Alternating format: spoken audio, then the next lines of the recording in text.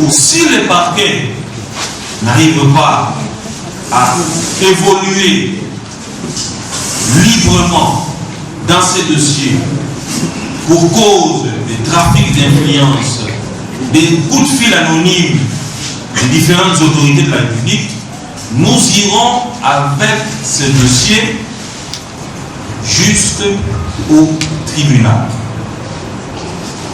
À moins qu'au niveau de l'église de réveil, que le pasteur lui puisse reconnaître et accepter l'arrangement dans le sens à reconnaître les préjudices causés sur Madame Bafeno Eliane. Merci. Tolobi Bovi. Madame Eliane Bafeno a saisi justice pour un problème miné, notamment Oyo Toberi Likamouya, avortement sans consentement et puis na état Yamabé, c'est-à-dire que ba Melissa qui est et logo yango ne salai que bateau notamment pasteur ni à titulaire il y a procès pour aller ça pasteur et à Kolombola Zeni Soko Mokete. Mais il s'avère que pour les intérêts, il y a pour préserver l'image à Moussa de Nzambe, client Nanga, à Sala qui fasse dans ma maman. Pour la cocotte de la bozinoté, parce que tu as déjà devant la justice, Moutou n'a eu d'aller, ils avaient dit Zemi Yanan, ils avaient dit bel et bien Zemi Yamouba de l'Impati.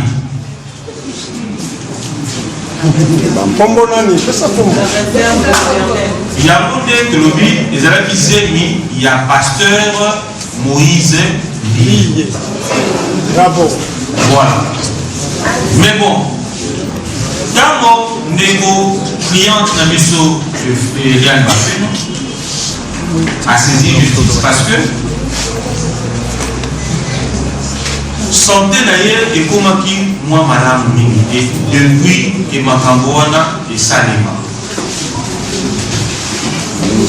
Azalaki consciente que n'a proposé acte wana regard ya ma Congolais et à monde entier. Surtout, il y a des vérité, des fanatiques dans l'église. Parce que dans l'église, il y a des fanatiques, des fidèles, des adeptes, des amis. Regarde, on a soutenir des amis, pour critiquer, pour intimider les économistes Eliane Bazani. Mais à l'antique, quand même, Animi souci wana d'ailleurs Anima qui yango avant même que Tokoma na liboso ya parquet koluka ko kutana à l'époque papa na yo azaliawa à droite papa na koluka ko kutana na pasteur justement pour éviter que scandale et salaire. Mais tant que les clients nos clients na maloba lokola okosala eloko moko te posa na mbongo te okosala eloko moko te parce que na $1000 to $2000 apamba on a kofina pas procureur général na fini pas magistrat lokuta na yo ekobima. Quand le client est intimidé parce que aux gens la position supérieure de manière financière supérieure aux cas famille naïe alors non mais capé mandabu couiller parce que justice na biso ya solo ndenge balobaka kezali justice ya bato bazali fortuné bato ya mbongo ceux qui sont les justice ya bato ya mbongo il n'y a pas de problème mais ngai madame Bafeno na kokende na justice pona ko saisir yango na makambo oyo ndeko pasteur Mbiye a sala koto pe na loboko mosusu mwasi azongeli batata passage ya église de réveil pour que bango pe baluka ko trouver solution ndeko mosusu alobi solution ke kozala est-ce que ezala ba likambo pasteur Moïse Mbiya kende prison non solution pe kozala que pasteur Moïse Mbiya akutani na passage oyo église pour à reconnaître na kimia nyonso au-delà ya caméra mabe oyo ye asalaki cliente na ngai bongo na mikolo koya tokoyeba olenge nini koyebisa bino soki to avancer ndenge nini soki mpe to avancer ndenge nini.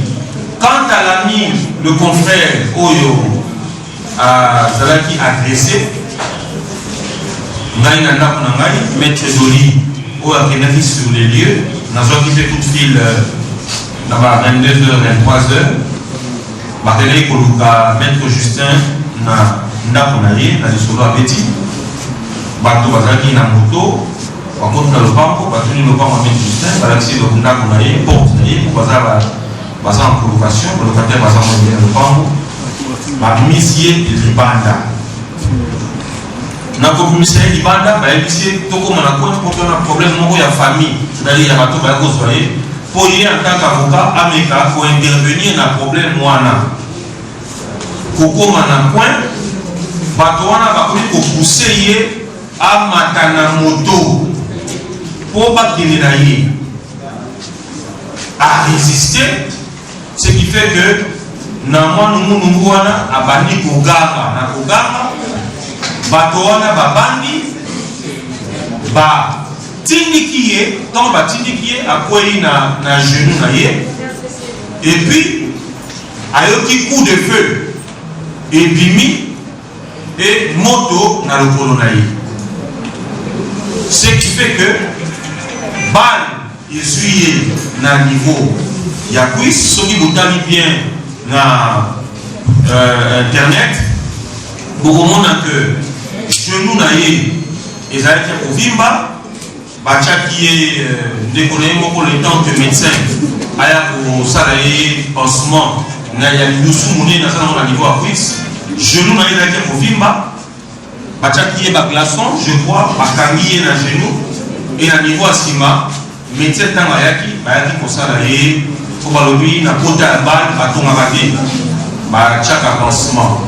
Alors toujours koyoka bakoloba ke asali montage bato wana bayebisi ye abima na dossier ya pasteur Moïse Mbiye sinon na mikolo ya bakoboma ye. Donc notre confrère oyo kotémoigner solidarité na biso mpe soutien na biso azalaki bel et bien na décès tolobi te que pasteur Mbiye nde atindaki bango mais to répéter kaka maloba oyo bagresseur na ye balobi baye koyebisa ye et ce n'est pas une première en République démocratique du Congo boyebi que baavocat eza mbala liboso te boyebaki avocat babomaki ye na masasi dossier ezalaka dossier ya baparti avocat asalaka na ye kaka mpe mosala na ye mais baparti mosusu mal intentionné bakanisaka mpe avocat nde akopelisa moto. Je vous redis encore une fois, je répète, que notre confrère Justin Lunanga a été bel et bien agressé par des hommes en tenue civile, non autrement identifiés et des hommes armés. Alors, pour ça la différence de comment on a torpillé, pour que ça qui n'a genou, c'est que comme une cuisse, na répété le vino, nous pouvons na yé, on a casé na genou na yé à vivre, pour appuyer qui na ndenge ya genou, et vivre qui, ça même na moi le pour la colinga, ma robin de comment le polonaise, ça qui na moi potabilité qui na niveau à genou, et vivre qui. Yango ndeko na ye mobali a chakiye bon D'ailleurs, quand on a de moi à Kala, il y a un glaçon pour le produit qui t'a. Le temps que mon gamin, mon co aïa, et puis, Ndeko Justin Lunanga, Maître Justin Lunanga, Azalaki, na inspection provinciale, il y a police nationale. Oyo, bakenda qui pour expertiser, pour t'anayer, na niveau, il y a cuisse. Donc, beaucoup de monde a rapport à la balistique, expert, parce que à niveau de la commissariat provincial, hôpital les annoncés, Bakenda Naye, Bafomoni Potanaye, Balakisi, Batali, beaucoup de monde a rapport à niveau de l'EA.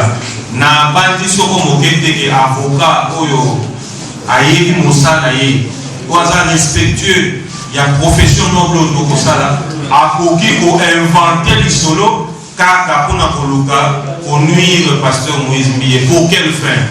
Bisso, tout un problème na pasteur Moïse Mbiye. Pasteur Moïse Mbiye azali na problème na maman ou azali cliente na bisso.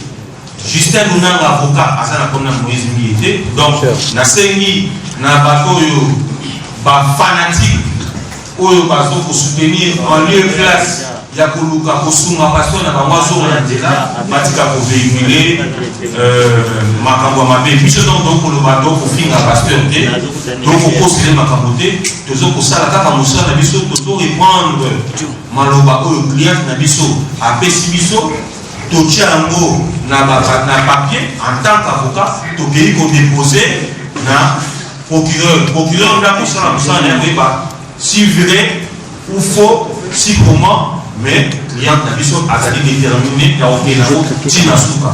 Au Tchembongo, il y a de continuer. Au Tchembongo, il y a dénoncé. Ti vérité et bouillé. On va qu'il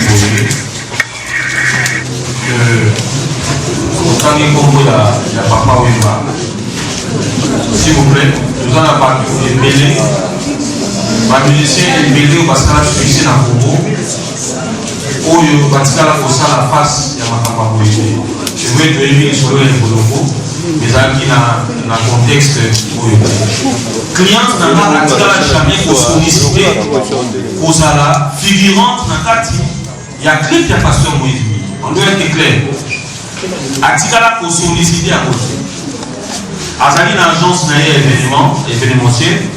Ce que vous dites que on a pour ça que l'on y a Moïse entre guillemets na clip na bino, il n'y a pas de problème pour la tête. Ok? Mais des deux, les campagnes viol, on dit, ce qui a cela qui kaka, que le pasteur Moïse Mbiya célèbre, oui, dans le jeune âge, a dénoncé pourquoi elle est dénoncée à vélo. J'ai dit que le contexte, c'est des gens où la IPC télé. Ce qui n'a pas dit pour étaler à nous, moi en tant qu'avocat, le fait que nous devons parler de justice, devons parquet, et ça, tout communiqué. Mais ce qui n'a pas dit pour étaler à nous, et que ça l'appelle malamouté parce que na okende nango na bonda côté mais na kozwa histoire au client a bête biso na bête la bino et kozwa biso temps ebele azali moto alibomate pour akende kobeta masolo ko ya lokuta libre à vous à penser qu'Azoluka succès à penser je ne sais quoi. Mais je vous rappelle que na Congo les ambara yako pour vivre ma campagne na niveau il y a l'église de réveil. Ce n'est pas pour rien que tu saisis par sage l'église de réveil au début pour ton linga qui fait que biso ba na l'église de réveil tozala sali. Dans mon répéter parce que c'est pratiquement les mêmes questions que vous posez. Connaissant chapeau le Manazanamo, je me suis mis aussi à la place de Moïse Mbiye, ce qui est Kambo et Bimi et Kosalanengeni. Nous avons fait la démarche avec Maître Justin, Maître Doli, qui sont avec moi dans ces dossiers. Pour tout Mekakoye, Balolengeni, Nebalobakama, Nanzame, on veut qu'on vende ensemble. Kolongola mabe à koto, kolongola malama à koto, et qu'on a retrouvé solution. Mais tozalaki butin na ba réponse telle que bosala oyo bokosala avec $1000 ou $2000 tokotala soki cliente na bino akokende na biso wapi na mboka oyo akosala na eloko moko te.